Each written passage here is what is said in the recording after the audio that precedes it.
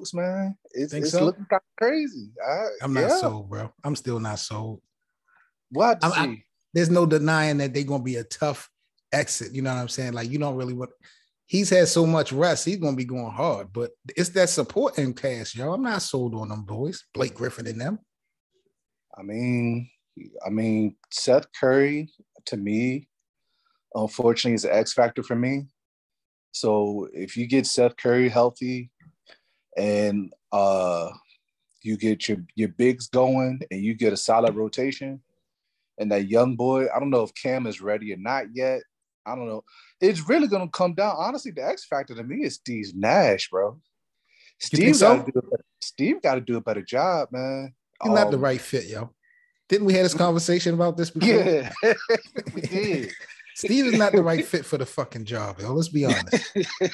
You know what I'm saying? Nah, Steve, man. I feel like with Steve, bro, we gotta figure out what's going on as far as what he needs to do. Like these rotations that he does, and figure out who can really play. Because just playing Kyrie and Kevin Durant to save the day 40 minutes a game for 7 games is kind of nuts. You know what I mean? Be enough. And they don't have home court advantage. And they like they're in the top of the standings in the Eastern Conference. So they're going to be on the road. Yeah. Now, the backside to that is like, well, I mean, does anybody really want to see Kyrie and KD 7 games straight other than the Bucks? Well, I'll tell you this. if the season, I could be wrong. But I believe if the season ended today, Brooklyn would have to face Toronto, or would they have to face Miami? I think Brooklyn would have to face Toronto. It'll be the play-in, so I think they'll have to face Toronto. And because Toronto's got the mandate, Kyrie couldn't play. Yeah, but the good thing is for a play-in game, you can lose one and then win the other one. And them other 2 guys ain't beating the Nets. Yeah. So, I mean, it's more so like, hey, man, how much rush y'all want? Y'all want to play an extra game, or y'all want to just get this over with? I'm surprised you ain't mentioned Ben Simmons. When you talked about X factors and keys to this thing, you never mentioned Ben Simmons. Are you good with him not playing? I mean, does it seem realistic that he will not be in the next uniform? Listen, I ain't saying nothing else about Ben Simmons until I see him in uniform on the court. I done spoke about him about one too many times on this show, and he makes me look stupid every single time. So therefore, going forward, until I see him in the lineup or somebody's lineup, bro. Nah, bro. I ain't mentioning him, G. We've been giving him a lot of passes, man. A lot of benefits of the doubt. We've been showing Ben Simmons some love, bro. Facts. And we wouldn't do that. Earning it. We wouldn't do that for nobody else. That's what I'm saying. We wouldn't do that for nobody else. So I mean, I like Ben, but I mean, they're killing Zion. Zion barely even played like maybe a whole season since he's been in, and They're killing him. So for him, bro, you've been off a year and some change from a playoff game, bro. What's going on with you? And I'm like, man, every time I'm like, yo, like, it's always like that hope factor. Like, you hoping that somebody's going to come, and it's like, it never comes. So it's like, crazy. Dog, I'm just going to wait till I see you, bro. We just going to have to run it without you. And you come in, you just get in where you fit in, for real. Right. Mm-hmm. I agree 100%. What about, what do you think about LeBron? Do you think he can hold off and get the scoring title? And if you think he can do it, what does that do for the GOAT conversation, if anything? It doesn't do anything for the GOAT conversation, sir. No, okay. I just want to see. I got to put all this thing in perspective because these is conversations that we're gonna revisit. So I be just trying to get people documented and just try to get their word. And okay, so it means nothing. It doesn't mean anything. Look, I mean, it's already. For me, LeBron's like legacy is already established. This is just like extra accolades right now. As far as like that window for him being a GOAT, I mean, if we're going off of championships and for the era, I don't like doing the conversation no more because starts a whole nother can of worms. So wait a minute. We got to start this conversation. Why do you hate this conversation so much? Because he's went to the finals more than Jordan. Man, it's no winning. It's no winning with you LeBroners, man. It's no winning with y'all. So let me ask you this. Y'all just gonna say what y'all gonna say about LeBron, and I'm just gonna be like, look, man, listen. It's been so many times where, okay, y'all gonna make the argument about the Golden State conversation. Then it's gonna be, he brought these guys by himself, and was it a lie? Y'all gonna? I mean, it's not a lie, but I can only go off. I can only go off. I say you've been there, so like, how many times he been there, and then how many times has he came through? About 50%. I don't see nobody really scared. Like, nobody really has like the chokehold on the NBA like Mike did, man. People were really scared of Mike. I don't think Michael really be scared of LeBron, man. Because MJ wasn't a people's person, and MJ didn't look out for people. Let's keep it 1,000. LeBron looks out for the league. He looks at the other players as his brother. On and off the court, LeBron is linking up, tapping in, going to dinner, doing all types of stuff that Jordan didn't do. So these guys are reluctant. They really don't have no need to hate or be afraid of LeBron, because LeBron has already kind of bridged the gap. Jordan never dealt with anybody. So when you got someone that's kind of standoffish and dominant, it will generate a fear factor. But with LeBron, I feel like it's not off of his talent. I just think that because he's such a people's person versus how Jordan was. But I'm not going to fault him for it. That does not determine what the numbers show. That's what I'm saying. Regardless if he's a nice guy, sassy mama mentality, all this other crap y'all talking about, the numbers show LeBron is the man. If we want to talk numbers, I mean, Kareem should have been the GOAT a long time ago. If we really being fair about you want to talk numbers, I mean, what are we talking about here? That story about to be written all over after next season. You already know. LeBron about to take that, and that's a wrap. So let me ask you this, because, see, you're playing games right now, and I didn't expect you to be so disrespectful tonight. I did not expect this. So let me ask you this, because you said it's not going to matter in the GOAT conversation if LeBron holds off and get the scoring title. What if LeBron somehow gets another NBA title? Are you telling me that holds no weight in the GOAT conversation? No, it does. It does. Especially, listen, I don't know if I told you this. If he would have somehow bring Russ and got him to the championship, and they win the championship with Russell Westbrook, I would have said that he's the GOAT. This is why I respect you so much, because of those little intangibles. Because no one else is going to take Russell to the promised land. I can dig it. At this point right now, you know, me going back and forth about Mike and LeBron is like battle rap. You know what I'm saying? It's preference. You want either way. That's just how it goes, dude. 2-1 either way. You know what I mean? So That's a fact. Yeah. Bro, what did you think about last night, man, in Miami with the Heat and Jimmy Butler are exposed to Udonis Haslem now? Without really finding out what actually happened in detail, I kind of went off. I said the Miami Heat need to get rid of Udonis Haslem because he just seems to forget where he'd be at sometimes. I know he's the enforcer. That's what they got him there for, but I feel like he'd be just so out of control, out of body, and I think it's going to get ugly eventually. And if it was against anybody else, if it was against anybody else, I would feel that way. But because it was Jimmy Butler is just as with the shits as he is. And we know what Jimmy Butler, you know what I'm saying, he gets in that bag. The reason he's even with the Heat is because he has that type of mentality. Right. Yeah. Right. That's what got him there. You know what I'm saying? So I knew nothing was really going to happen. I mean, everybody, All right, man. Peace to my NBA family. It's your host, Seven Mitchell, with the Best of Seven Sports Talk. I just wanted to take this time out to say thank you to each and every one of you guys for so much support for the podcast. I hope you guys are really enjoying some of the outside the box angles we take, bringing you in these NBA storylines. Please don't forget to like and share. Most importantly, rate the podcast.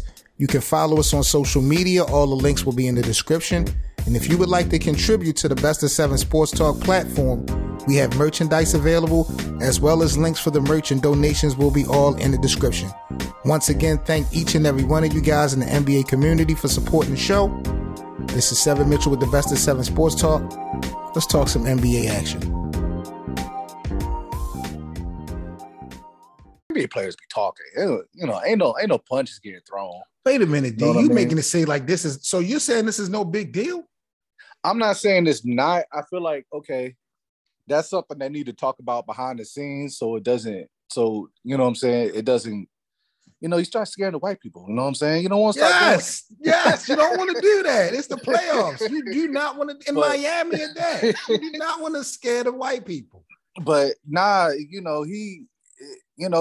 feel like that's not their first time talking to each other that way. And I feel like that's probably it. Just, they losing, everybody's upset. You know what I mean? That's just how it go, man. And some people, when they get in that, they got this competitive nature. If they don't play with that edge, that doesn't keep them where they at. Like, you look at Butler. If Butler doesn't play with that edge, he's nowhere near where he is. You know what I'm saying? So maybe he was trying to get fired up and it just boiled over. These things happen, man. You know what I mean? Two things can be true. And I'm not going to disagree with none of the points you made. But all in the same, with all due respect, this is blasphemous. Because what's happening is the culture is disrespecting the future when it comes to the Miami Heat. Udonis Haslem is getting a pass for being so disrespectful to the guy who basically made Miami relevant in the last 2 seasons. Let's keep it real. Who's more of an asset to winning when we talk about that franchise at this point, Jimmy Butler or Udonis Haslem? Yeah, I mean, on the court, yeah. You're going to say Jimmy Butler. That's just is what it is. And I'm looking at this situation like I understand Udonis is the original. Like he's part of the Miami Heat culture, and he's the quote unquote bodyguard for Eric Spoelstra. I get all that crap, yeah. But this is also a business, and we're talking about the guy who has put y'all on y'all shoulders, because Udonis was on the team all this time and ain't did nothing. Nah, I mean, at this point, Udonis might as well just be an assistant coach rather than just take up a roster spot. And I feel like that would probably be better for him. Maybe that's what he kind of is, that player coach. You know what I mean? Jimmy's gone. Jimmy's gone. Think so? Jimmy's gone. Bro, you're right. Jimmy is one of those guys. You know what I mean? And sometimes this type of stuff do get people motivated and inspired. But when you look at the track record from Chicago to Minnesota to Philadelphia and what has happened, Jimmy's gone. Jimmy don't play games when it comes to teammates. We see what happened to Cat and Wiggins, and what happened in Philly. Now Philly wanted to keep him, but how old is Jimmy? I don't know. Jimmy's got to be in his early 30s. You know what I mean? He got a little bit of mileage. He'll never be a number one in my eyes. He'll always be someone that's going to need help. But I don't think he's going to stay in Miami after that disrespect. I don't say it all. Now, I'm not saying that he was right for what he said to Eric Spoelstra. I'm not really giving him a pass either. But Eric Spoelstra, a grown-ass man. Nah. And if Udonis wanted to address Jimmy, I felt like the way he did it, that should have happened in the locker room. Yeah, that's definitely a locker room thing. They did that shit mid-game. He told him, I'm going to fuck you up. And I'm like, bro. The problem with Jimmy. First time. The reason I don't think Jimmy's going to leave, though, because, I mean, ain't nobody going to pay Jimmy. You know what I'm saying? Like, especially what he's getting paid with Miami, nobody else is going to pay him that. And I hope he wouldn't be expecting that. But we know Jimmy White. I think you could agree that Jimmy seemed to be wired a little different. I don't think Jimmy is geared. Money drives him. Nah. He wants to. He's definitely trying to get a championship. You see that. Every time Jimmy do get on the floor, I do see that he gives 1,000%. You know what I mean? But at his age, and I mean, a lot of the stuff that he's great at is starting to kind of take a bit of a step. You know what I mean? So yeah, I don't know. That was nasty though, bro. And that's not the first time we done seen that this season alone. From teammates going at each other in the middle of a basketball game, professionals. Lakers that got shit is into not it. a good Lakers look. got into it earlier this year, didn't it? Yep, With Anthony Davis. Yeah. Yep. And Dwight Howard. Yeah. I called for Frank Vogel's job when that happened. Yeah. You know what I'm Nah, saying? it definitely shouldn't be tolerated, man. But I don't know. When you get, a lot of these guys get spoiled. They get money. You know what I'm saying? Then you think, okay, you may not be as good as me, but you're not gonna disrespect me. Right. You know how it go, bro. It just is what it is. But yeah, as far as for Udonis, nah, bro. You just got to play your position and just go on about your business. You ain't have to take it to where you took it. You know what I mean? So I'm concerned now, bro, because I had Miami and the Lakers as my picks for the NBA Finals. The Lakers is one conversation, but after what I saw last night from Miami, the situation is going to either make or break them. Period. Because, like you said, they haven't been playing great basketball lately. I don't think they were going anyway. Because when you get to the playoffs, the stars are the ones that kind of pull you through, and they don't have that particular talent that can really, this ain't like the bubble. You know what I mean? Like when I say that, you got teams that are deep, like the Celtics and the Bucks that could run 11 deep, 10, 11 deep.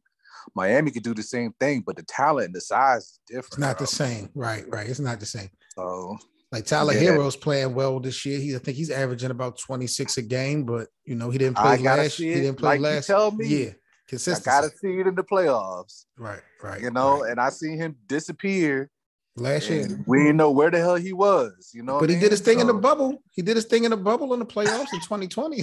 So, but you're right though. We do got to see a level of consistency. Even Bam got to play better. Like Bam, he been injured, but Bam kind of fell off. And I think Victor Oladipo, he's still stuck in the wind over there. Kyle Lowry, man, I know for a fact Miami did not get what they thought they was going to get out of Kyle Lowry, and I said from the jump, man, that was just not a good fit. His heart is in Toronto. That. And then the fact he can't stay in front of the guards that are in the East. He can't stand in front of nobody in front of the East, bro. Right. No way. So, since you up here, Laker fans. So, all the Lakers did yesterday was show me that Philly was just not that team. Who won last night? Even more. I've been afraid to look at the box score, so I don't know if Lakers won or not. Did the Lakers win? It was like Philly won, but it was close and without LeBron. You know what I'm saying? Yeah, but we borderline out of the play-in. Like we're not in a comfortable position at all. No, like New Orleans and San Antonio, like right behind us. You still gotta save LeBron to try to. He's gonna be gassed out by the time he get there. If AD is not ready by game 1, 100%, this shit you can just blow it up. I'm talking the play-in. If AD is not 100% ready by game 1, it's a done deal because you can't expect LeBron to carry this shit for the first round by himself. Unless Russell start having out-of-body experiences every night. Russell's. I guess he had an okay game, and then it just got worse and worse. And you like, dog. Come on, Russ. Be on the lookout for a lot of coaches to get exposed, bro, for the rest of the year, including the playoffs. I think in the offseason, we're going to see like a coaching carousel of different people being fired, from Tom Thibodeau in New York to probably Frank Vogel and in LA, and some more moves, maybe Doc Rivers in Philadelphia, depending on how that shit play out. Like sometimes we have free agency being the big news and stories in the offseason. I think coaching carousel and firing is going to be the big deal in the offseason because a lot of people ain't been doing their job, bro. Huge deal. And I'm looking at, like I said, we're looking at Brooklyn crazy. Celtics look like he might be the guy that's over the Celtics. Look like he might be coach of the year. And look how slow they started. They was a joke at the beginning. They did not look like that. So once you got that culture established, you got no boys playing. And you look at for the Bucks never lost a step Right. But nobody really believes in the Bucks. You know what I'm saying? So it's real crazy. Even with Phoenix, Phoenix has been the most consistent team, even without Chris Paul. You know what I'm saying? And it's like, well, they clinched the I don't number know, one maybe, seed tonight with a win. Yeah, and I'm like, well, maybe because of they're not like loud or they're not like a main one of these big teams. You know what I'm saying? They should get a lot more credit, man. These guys that was just in the championship last year, they got to get a lot more credit than what they've been getting. I understand Golden State and Los Angeles are your hot teams, and Brooklyn.